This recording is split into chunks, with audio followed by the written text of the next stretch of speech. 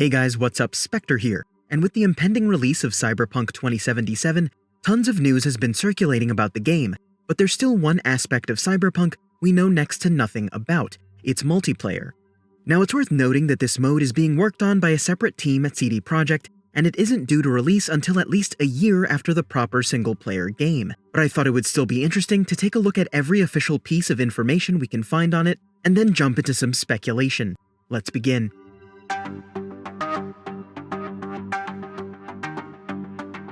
There have been quite a few news stories mentioning Cyberpunk's multiplayer, its monetization, and more. I think we'll start with a positive tidbit out of PC Games N about a quote, long-term partnership between Digital Scapes and CD Projekt. Digital Scapes is made up of devs from BioWare, Relic, and Radical, and are also recognized for their work on Dying Light's multiplayer, having worked with another Polish dev, Techland. Specifically, they helped build the PvP invasion mode of Dying Light, and helped with, quote, Dying Light's cloud-based online service, which allows developers to collect telemetry data and tune the game in real time. And around the time of the story going public, it had been discovered that CD Projekt was hiring for roles where, quote, experience with shooters and multiplayer games was a desired trait.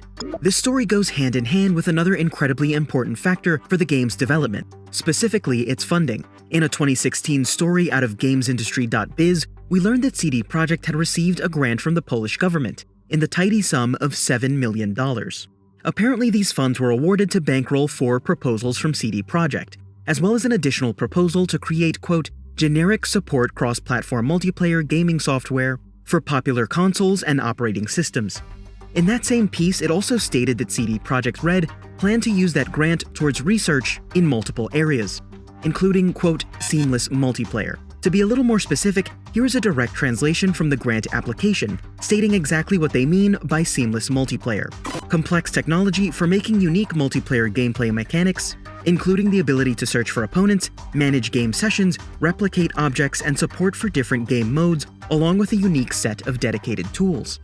Aside from simply wanting multiplayer to be seamless, CDPR apparently spent time trying to devise a mode that made sense for Cyberpunk 2077 from a narrative perspective. In an interview with VGC in 2019, CD Projekt designer Max Pears emphasized the need to create a mode that fits with the lore and the world and truly continues their narrative tradition. This would line up well with their effort to create seamless tech, perhaps meaning that multiplayer will somehow be an extension of the single player. So what does all this mean? CDPR is shooting for groundbreaking multiplayer gameplay experiences with seamless play by working with proven dev studios, but that's not all we know. We also know that it's going to be monetized, somehow. The subject of monetization has come up various times during CDPR earnings calls, with Adam Kaczynski stating, "We won't be aggressive, but you can expect great things to be bought. The goal is to design monetization in a way that makes people happy to spend money. I'm not trying to be cynical or hide something, it's about creating a feeling of value. Same as with our single-player games. We want gamers to be happy while spending money on our products." The same is true for microtransactions. You can expect them, of course, and CP is a great setting for selling things, but it won't be aggressive. It won't upset gamers, but it'll make them happy. That's our goal, at least. And we also know it isn't coming anytime in the immediate future. CD Projekt has been adamant about the lion's share of their focus being paid towards the full single-player launch of Cyberpunk 2077. CD Projekt has been consistent in interviews about stating that the release of the multiplayer component is being treated as a separate AAA release, and that it won't come until at least a year after Cyberpunk 2077 proper. In a more recent earnings call, VP of Business Development at CD Projekt doubled down on that fact, stating that the delays that affected the core game will affect the subsequent multiplayer release as well, saying, quote, when it comes to multiplayer, similarly to the expansions, its launch is going to be proportionally delayed as well, although multiplayer is a bit more distant, so it's a matter for the future anyway.